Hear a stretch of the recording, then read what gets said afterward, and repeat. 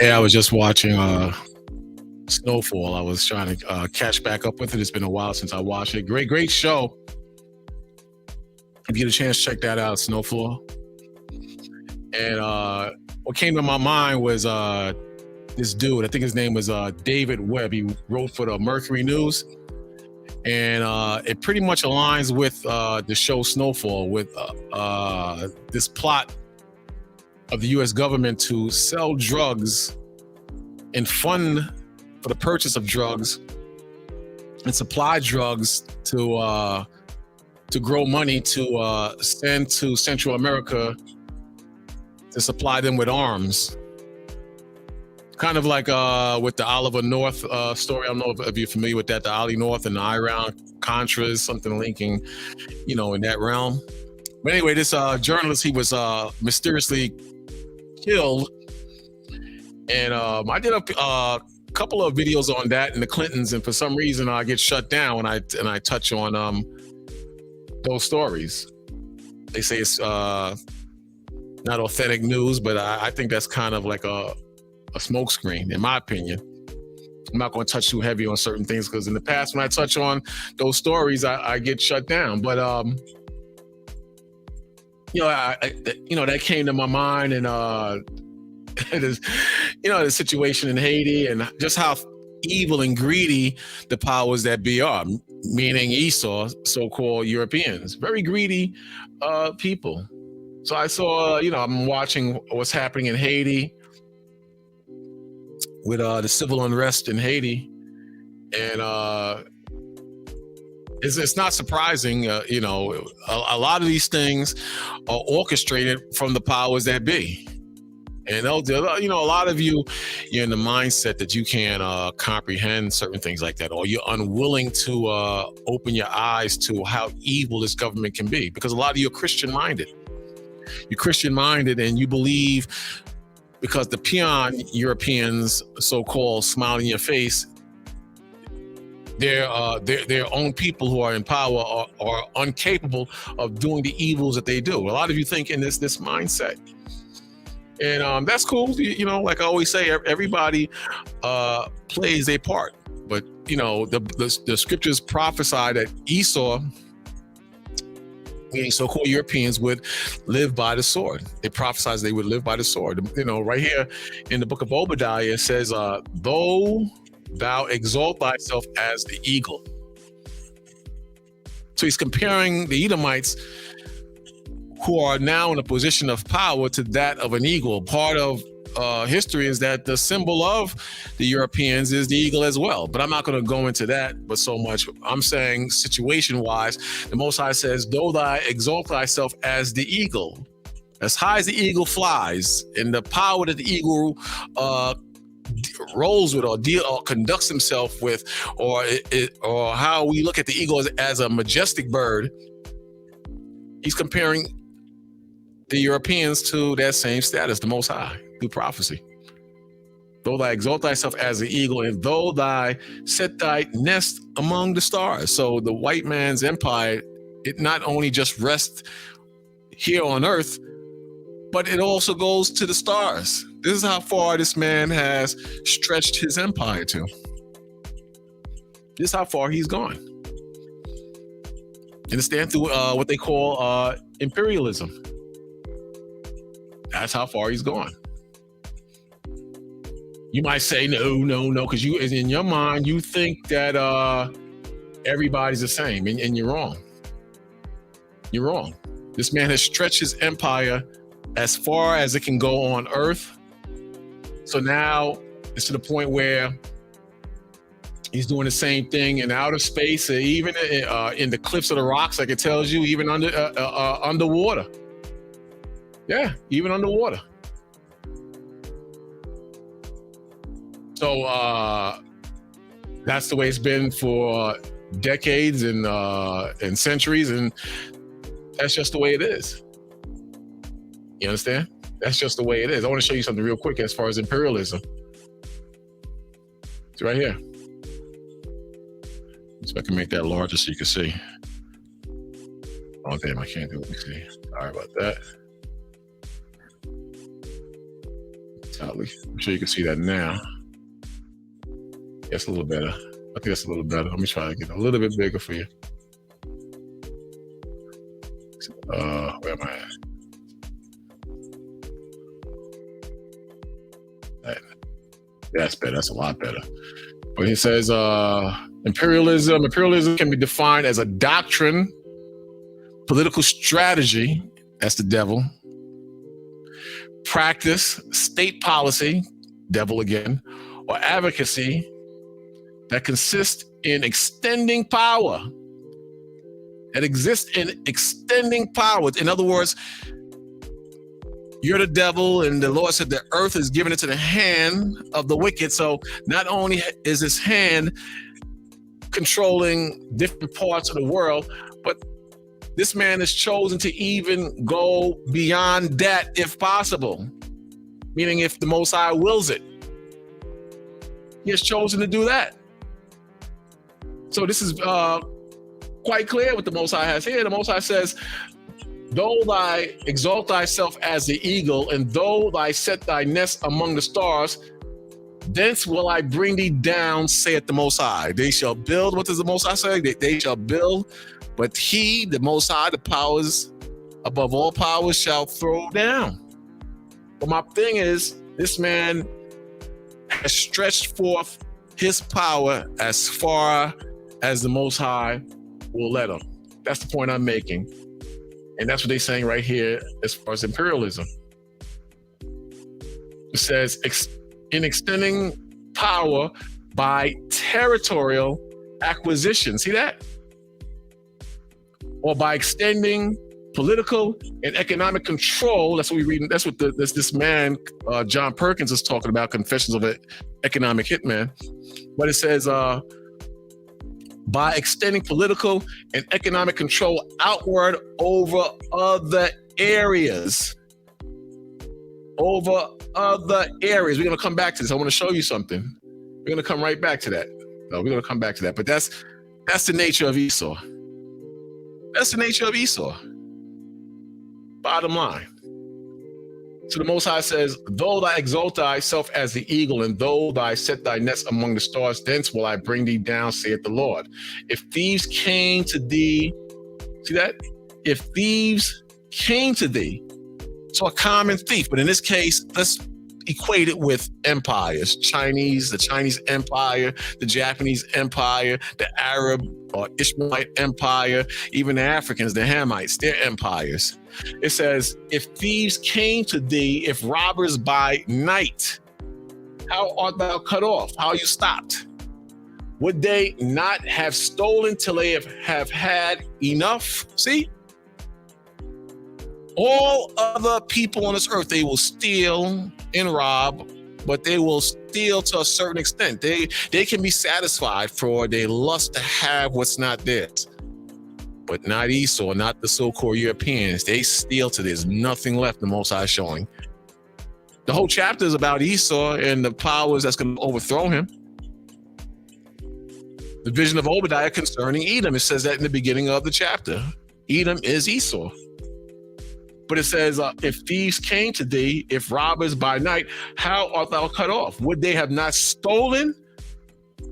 Meaning stolen lands and resources and territories. Would they have not stolen and left some for the other people? In other words, if the Hamites, the Africans stole, would they not leave some for other Africans or even Europeans or our people? Would they not have left something? If Chinese have stolen or anybody would have stolen other than the white man, would they have left something for the other people to enjoy? No. They steal till there's nothing left. Would they have not stolen till they have had enough? If great gatherers came to thee, would they not leave some grapes? Look how he got the some highlighted or in bold letters. Would they not have left some grapes? Not Esau. He steals till he can't steal no more. This is very clear.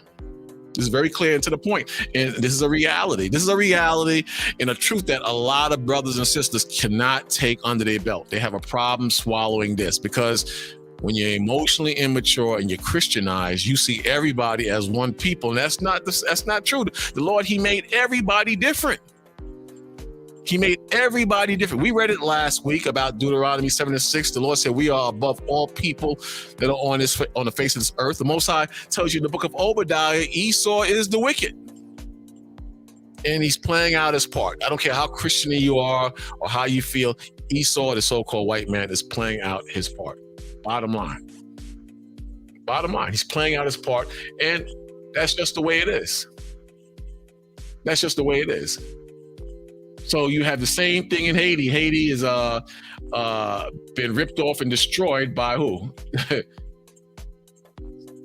The so-called Europeans. And this has gone on since Haiti was the first black country, so-called black country, to receive its independence in 1804. And they've been paying the price ever since. Ever since.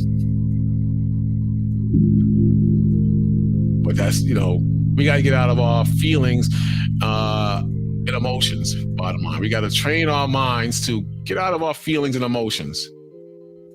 Yeah. Check it out.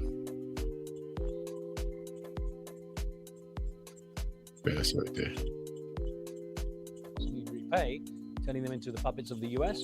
That's what our guest today argues in his book, Confessions of an Economic Hitman, which spent a year on the New York Times bestseller list when it came out in 2004. Great book. If you get a chance, get that book. Even Louis Farrakhan taps into that book. Get that book if you get a chance. John Perkins worked as a consultant for an American engineering company in the 1980s and 70s, saying he witnessed firsthand how poor countries are cheated out of billions of dollars. This year, he came out with a new book, The Secret History of the American Empire, Economic Hitmen, Jackals, and the Truth About Global Corruption. John Perkins joins us today from West Palm Beach in Florida. Now, don't forget, we take your questions on the show, and you can reach us at the numbers on the bottom of your screen. John Perkins, welcome very much to the show. Thanks. It's great to be with you today, Riz. I really appreciate it. Thank you, sir. I'm going to ask off. I know you've answered this question many times. It's one of the key ones everyone asks you, first of all. But for the sake of our viewers around the globe, explain to us, give us a brief definition of an economic hitman. Listen closely. Listen closely. Well, I think it's fair to say that in the last several decades, we economic hitmen have managed to create the world's first truly global empire. And we've done it primarily without the military. For the first time in history, an empire has been created primarily without the military through economics.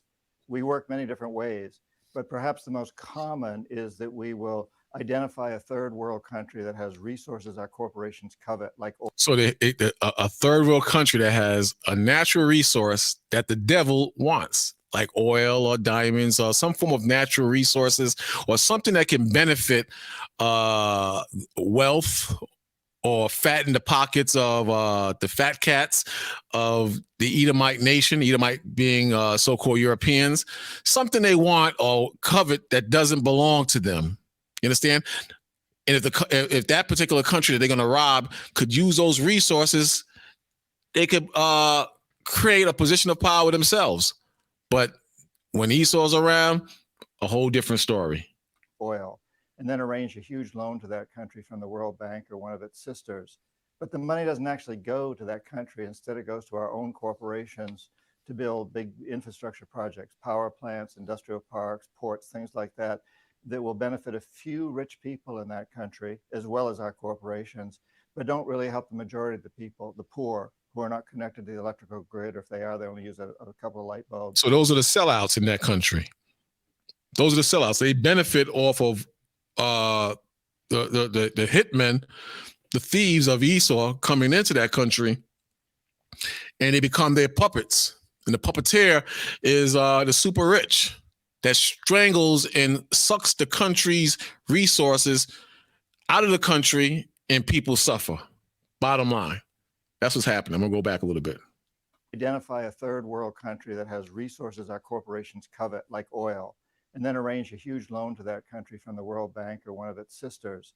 But the money doesn't actually go to that country. Instead, it goes to our own corporations to build big infrastructure projects, power plants, industrial parks, ports, things like that, that will benefit a few rich people in that country, as well as our corporations, but don't really help the majority of the people, the poor, who are not connected to the electrical grid, or if they are, they only use a couple of light bulbs.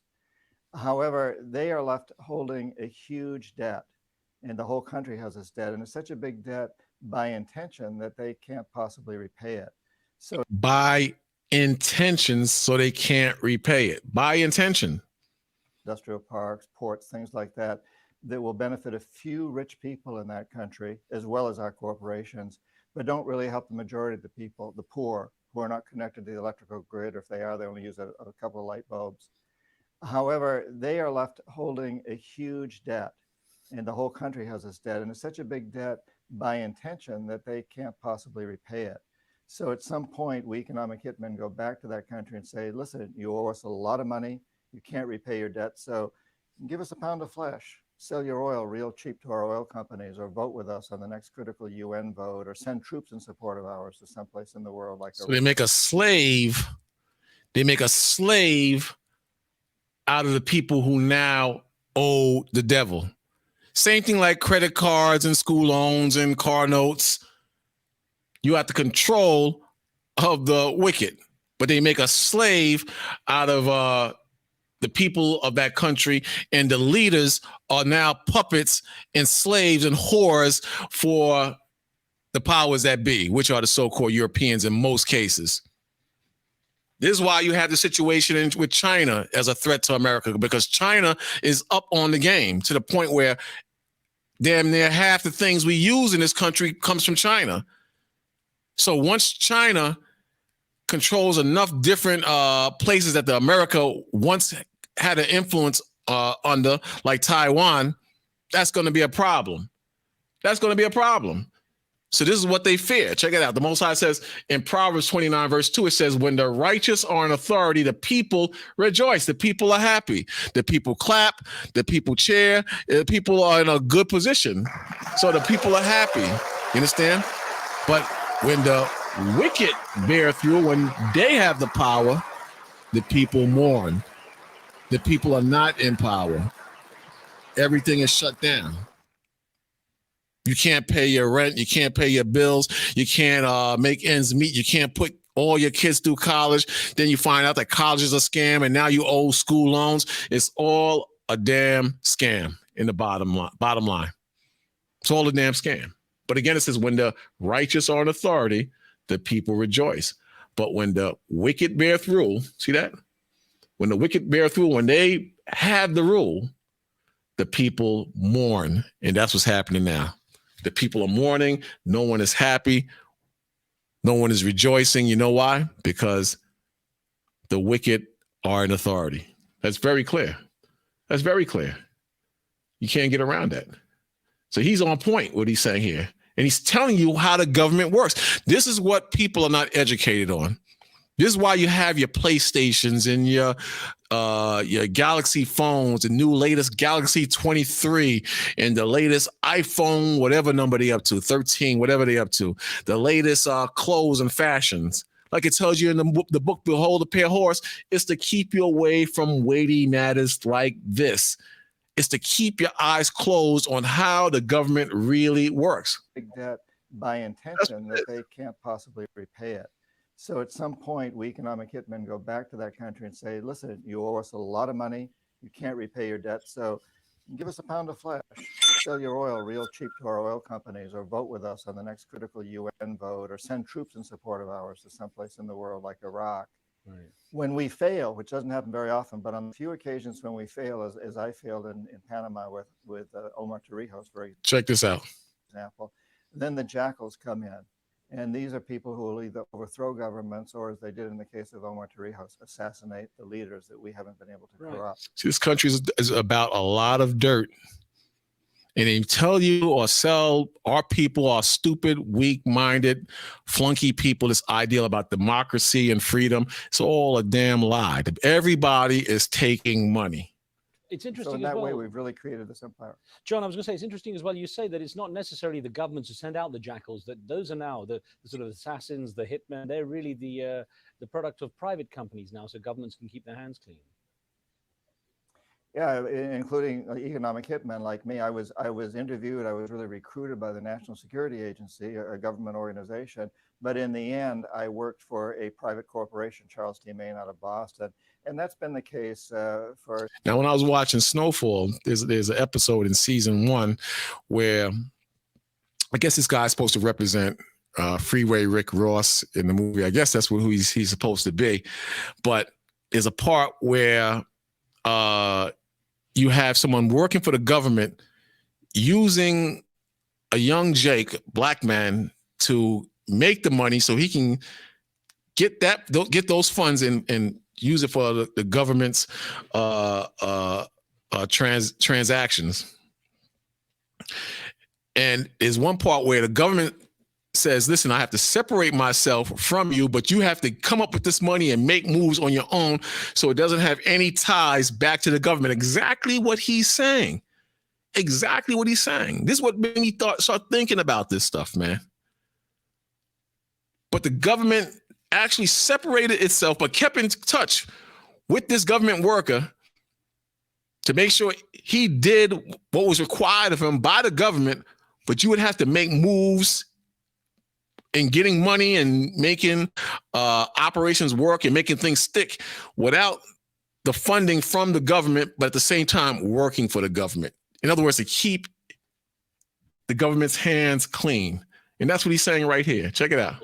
Those are now the sort of assassins, the hitmen. They're really the product of private companies now, so governments can keep their hands clean.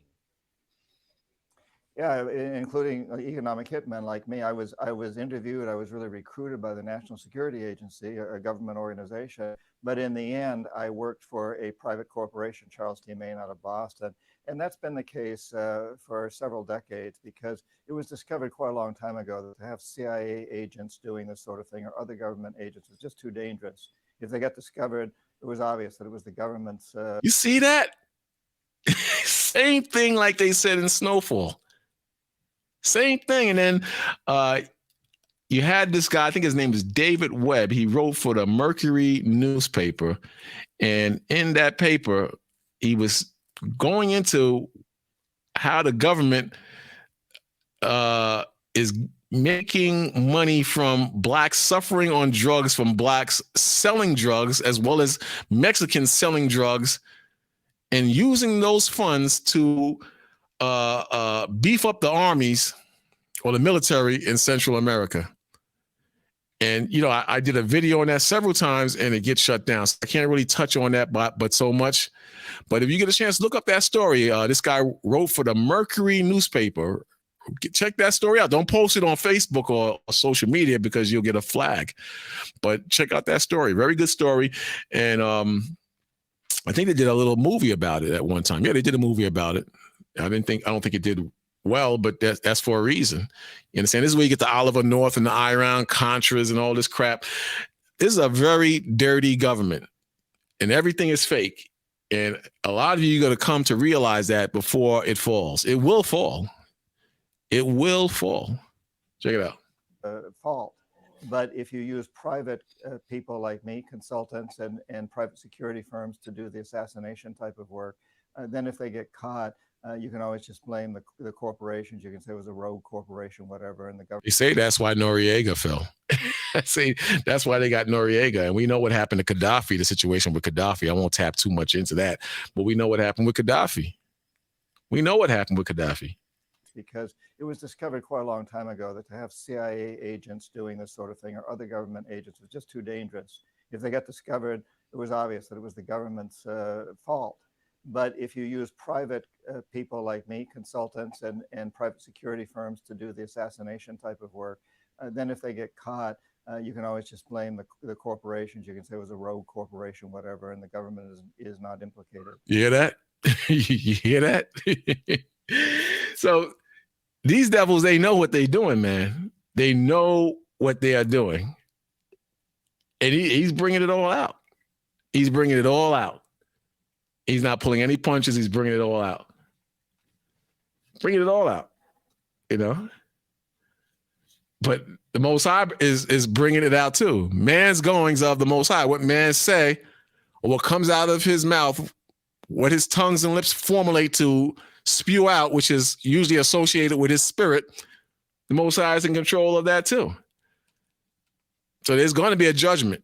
You think the Most High is not seeing all this and saying to himself, I'm going to bring hell on a particular individual or a country or a nation? You can't see that things are very different and weird in spirit in this country. You can't see that. You're out of your mind if you can't see that. You're totally out of your mind if you can't see that. Most High tells you clearly, you know, what's happening through the scriptures. I was going through it with some brothers last night.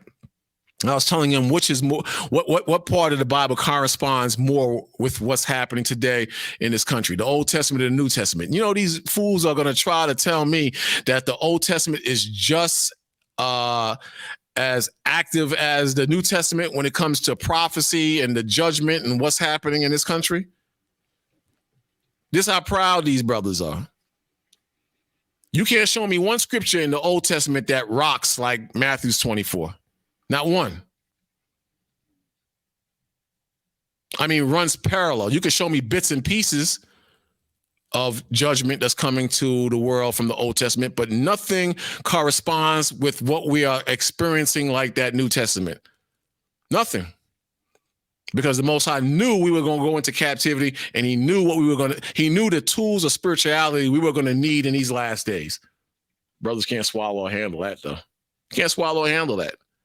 Insane. Most High says in Job 20, verse 4, it says, knowest thou not this of old, since man was placed upon earth, the same earth that the wicked controls and runs in evil and wickedness. it says that the triumphing of the wicked is short. We read in Obadiah that this man would be like the eagle. He would be in the heavens. His limits would have no end, Most High's will. But here saying that the triumphing, meaning the success of the wicked, is short. And the joy of the hypocrite, but for a moment. And you have a lot of hypocrites, these in this country as well as around the world. They're saying that we have to protect democracy and protect the Constitution and do what's right all over the world. Be an example to the people in the countries all over the world. And even support people who are suffering around the world, showing that America is a true country of freedom. America is a country of thieves and liars. We have to be an example to the people of the Ukraine and support them. What a damn farce, man. I don't know if it's true. I got to check it out. I heard that the Ukraine is now part of the UN. I don't know if that's true or not. But that would be a very bad move and a push towards World War III if that was true now. But hey, that's the Most High's prophecy. The Most High tells you, he says that the triumphing of the wicked is short. See that? And the joy of the hypocrite, but for a moment. Though his excellency mount up to the heavens. We read that in Obadiah. Then we read that in Obadiah earlier. The Most High says, though his excellency mount up to the heavens and his head reach unto the clouds, yet shall he perish forever like his own dung, meaning feces, SH. They which have seen him shall say, where is he? See that? And I brought this up last night. He shall fly away as a dream. He shall not be found. Yea, he shall be chased away as a vision of the night. At some point, it's going to be like a bad dream, man. You know, when you read the book of, I think it's Isaiah, it said we're going to sing all loud on our beds when we're out of here. And we're going to clap and sing praises to the Most High. And we're going to think that we made the right decisions in keeping the commandments and following the instructions of Yahushua, who the world calls Jesus. We're going to know that this whole system was a lie and it was beneficial for us to serve the Most High in righteousness. We're going to know that. Right now, we have to endure. We have to endure. But the Most High is making it quite easy for us to know that this is all a big damn scam. Making it very easy for us. Not hard at all. And, the ones who still believe in the system, these are the fools. These are the fools who can't see what the Most High is really talking about. No. Can't see. Check it out.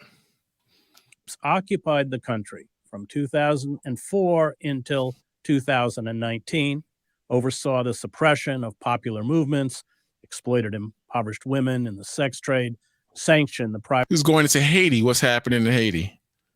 Or at least, the curse that was put on Haiti and how these devils won't take the boot heels off of Haiti's neck. Privatization of state industries and social services, and introduced cholera, a disease previously unknown in the country, killing an estimated 10,000 people. Haiti has been left without a functioning government or infrastructure, including a health care system, ever since. Nearly 60% of the population lives in poverty, 30% are food insecure, and 50% lack access to clean water. 50% lack clean water in Haiti. Could you imagine living like that?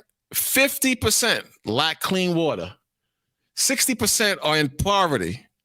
And 30% are insecure when it comes to food on the table. And this goes all the way back to 1805 when these devils were so mad. They were so mad at Haiti because they were the first black country to kick their asses and receive their independence. Most High's will. That's outstanding. That's shocking, rather. Waves of Haitians have fled the country. Gang violence has turned whole parts of Haiti into lawless enclaves. In 2003, Aristide's lawyers calculated that France owed Haiti some $22 billion. That's why I say, you idiots marching for reparations, you're not going to see no reparations from these devils. We just went through all those scriptures, how this man rolls. We went through all those scriptures showing you how this man operates, and the Most High created him that way. And if you don't believe that, then biblically look at it from a spiritual perspective. Let me show my face for this because I'm kind of amped up now. Let's look at it from a biblical perspective. When the children of Israel were enslaved in Egypt, why didn't Pharaoh let them go? Pharaoh made up his own mind not to let them go. He was just wicked automatically. The Most High, it tells you that the Most High hardened Pharaoh's heart. He hardened Pharaoh's heart, meaning the Most High blocked Pharaoh's heart or his spirit to let the children of Israel go to serve the Most High, the same Most High that brought plague upon plague, and devastated Egypt. So a man in his sane, rational mind naturally would recognize the Most High is real and let them go. But the Most High hardened his heart. The same way the Most High hardened Esau's heart and programmed Esau to do what he's doing. Again, we read earlier in times past, Genesis 27, verse 38 through 40, 40 being the main verse, that Esau would live by the sword. He would live by the sword. We read in the book of Malachi that Esau would build, but what? I quoted it earlier, that the Most High, he would throw down. He would throw down. So it's not your will or my will or even the devil's will or the physical arm of the devil today to do what they want to do. The Most High, he's calling the shots. And us who are spiritual and who sit in the spirit of the Most High, we sit back and we watch. We sit back and we watch the Most High do what he does, and we walk in the spirit of Yahweh Shai, who represents the Most High and who has created a new way, a better way to live and survive in the Most High in captivity. Yeah, that's right. The Most High, he did that. He did that, and we're just sitting back and we're trusting in the Most High, and we're letting the Most High pilot and direct our ways. The same way the Most High is directing the way of the wicked, we let the Most High direct our ways in the people of the righteous, as the righteous. So you have the wicked being controlled, and you have the righteous being led and controlled. This is why the Most High mentions the Comforter in the book of John 14. But in John 10, verse 10, the Lord says, the thief cometh not but to steal and to kill and to destroy. So on a spiritual level, the thief comes to steal, kill, and destroy the spirit of the children of Israel, because they're not the true shepherds. Then on a physical level, you have thieves that come in those same wicked negative aspects. You understand? But Yahushua, the Savior, the King, the blueprint, of righteousness says that I am come that they might have life. See that? I am come from the Father, from the Most High, that they might have life and that they might have it more abundantly. See that? Abundantly. 11 verse says, I am the good shepherd. I am the good shepherd. The good shepherd giveth life to his sheep. Who's the sheep? You so-called Negroes and Hispanics, who now see how this government really works, who knows in their heart that these devils are not going to give anything as far as reparations, as far as anything of value, as far as anything of spirituality to God's true chosen, you so-called Negroes and Hispanics. It's not going to happen. In restitution for the unjust independence debt, and Washington owes a comparable amount of And Washington owes a comparison amount, just like France. Just like France. You heard it. You heard it. You heard it. Check it out. Enclaves. In 2003, Aristide's lawyers calculated that France owed Haiti some $22 billion in restitution for the unjust independence debt, and Washington owes a comparable amount of reparations for the crimes committed during its military occupations. It's military occupation. Remember that. It's military occupations. Remember we read it about imperialism? Go back again here. Imperialism can be defined as a doctrine, political strategy. Get it up a little bit. Make sure you can see it. Okay. Political strategy, practice, state policy, or advocacy that consists in extending power. See? Extending power, whereas the Aborigines being taken over by Europeans in Australia, whether it's the South Africans losing its power, its land, its freedom to so-called white people from the UK. See that? To Africa being carved up by many European nations after World War II. See that? You see that? Very clear. It says, or advocacy consisting of extending power by territorial acquisition or by extending political and economic control outward, see, outward over the other areas.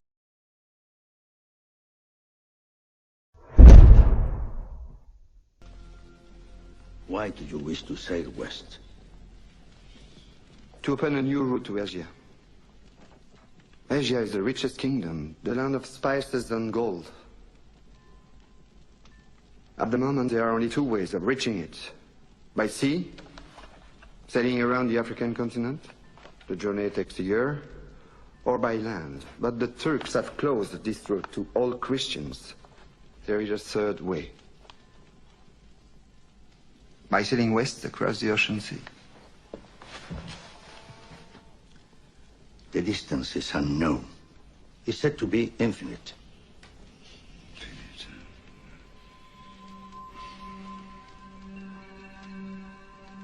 Superstition. I believe the Indies are no more than 750 leagues west of the Canary Islands. How can you be so certain?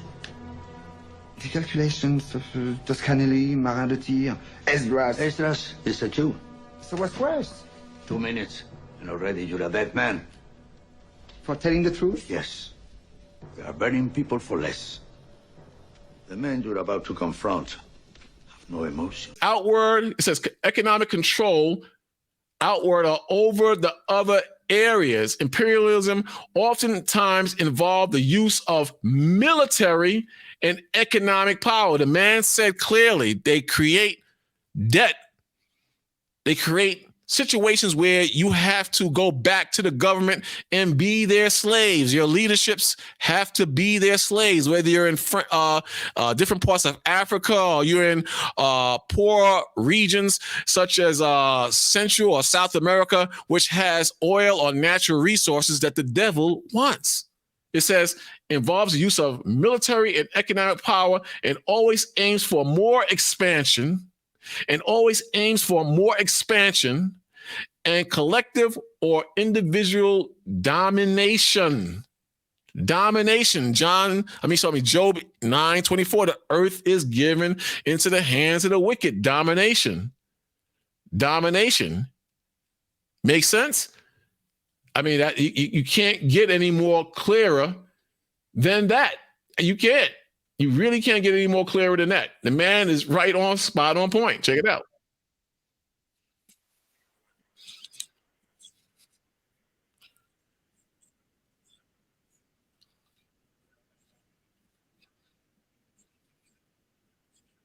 To do the assassination type of work.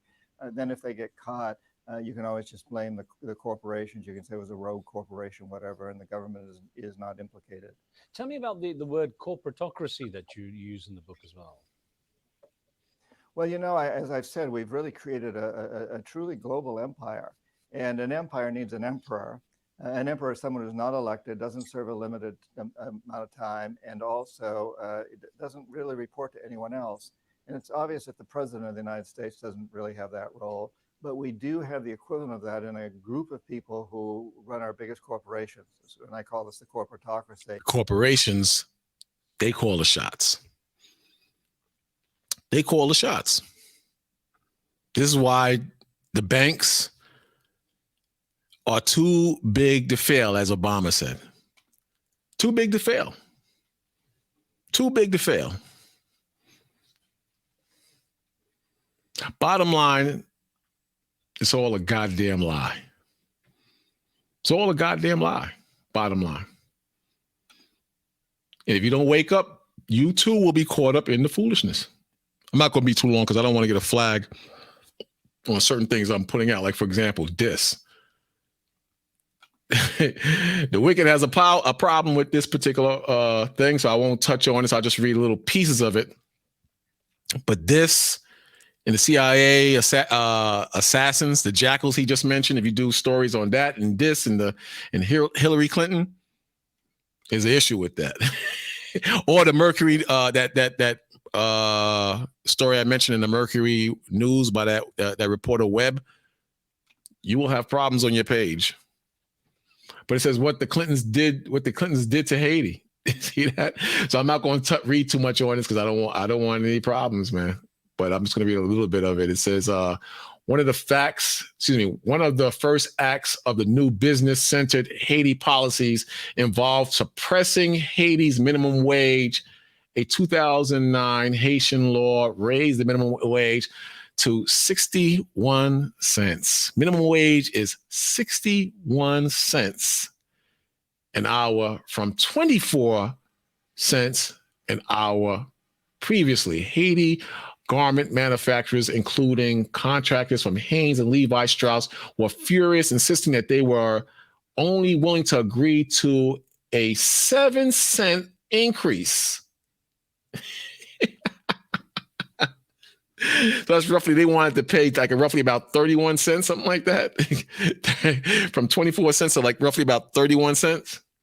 The manufacturers approached the U.S. State Department, who brought intense pressure to bear against Haiti's president, Rene Prevel, working to aggressively block the 37 cents increase. Sorry about that. It's 37 cents. It says the U.S. Deputy Mission Chief said a minimum wage increase did not take economic reality into account. So I'm not going to read the rest of this because I don't want a problem. But when you read down here, this paragraph, they made billions and billions of dollars off paying these dudes pennies. Pennies.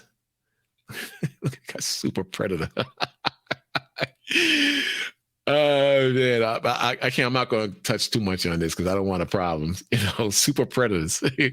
Oh man, but I'm telling you that it's all a bunch of BS and lies, man. But I just brought this up because I was watching that show. I'm trying to catch back up on it. When you get a chance, check out that show. Check out Snowfall. Great show. It kind of taps into the reality of how this country really works and what's happening around us, man. One more, check this out. It says, when France extorted Haiti, greatest heist in history. Let me see if I can blow that up. But yeah, check that out. When you get a chance, check that show out. Great show. I think you'll enjoy it. That's a little better. Yeah, it's much better. It says, much of the reparations debate has resolved around whether the United States and the United Kingdom's, two groups of demons, should finally compensate some of their citizens for the economic and social costs of slavery that still linger today. But to me, there's never been a more clear-cut case of reparation than that for Haiti, which is true. You got brothers in America marching for reparations. Not that I'm saying you don't deserve reparations, but you're a damn fool if you think these devils are going to give you reparations after reading this. It says, I am a specialist on colonialism and slavery and what France did to the Haitian people after the Haitian Revolution is a particularly notorious example of colonial theft. France instituted slavery on the island in the 17th century, but in the 18th century, the enslaved population rebelled and eventually declared independence. Yet somehow in the 19th century, the thinking went that the former slavers of the Haitian people needed to be compensated rather than the other way around. Rather than the other way around. Ain't that something? Just as a legacy of slavery in the United States has created gross economic disparities between blacks and white Americans, the tax on its freedom that France forced Haiti to pay, referred to as the indemnity at that time, severely damaged the newly independent country's ability to prosper. It says Haiti's officially declared its independence from France in 1804. In October 1806, the country was split into two with Alexander. I'm not going to read the whole thing, but bottom line is they raked in billions from Haiti after slavery. Billions, 22 billion, something around in that area, 22 billion, man. And Haiti is totally destroyed now. Destroyed. It's the poorest country in the Western Hemisphere, still paying for fighting for its independence and liberating itself. The white man has never forgotten that. He has never forgotten that. And when you get a chance, read Esther and the Clintons, how they totally, them as well as other companies are totally bleeding the country of Haiti dry. But I'm not going to be lost. That's it for me. But, these things just came to mind after watching that show Snowfall. And so I couldn't go read more into this, but, I did this like several times and they keep flagging my page if you tap into anything with the Clintons or assassination. I don't know what it is, or that Mercury News story. But when you get a chance, look this stuff up and read it on your own, man. But it's just something on my mind. You brothers and sisters, you have a blessed week. We're going back into the week. Stay safe. Keep your eyes open. Watch the news. Pray for me. I'll pray for you. Much love. Peace. I'm out.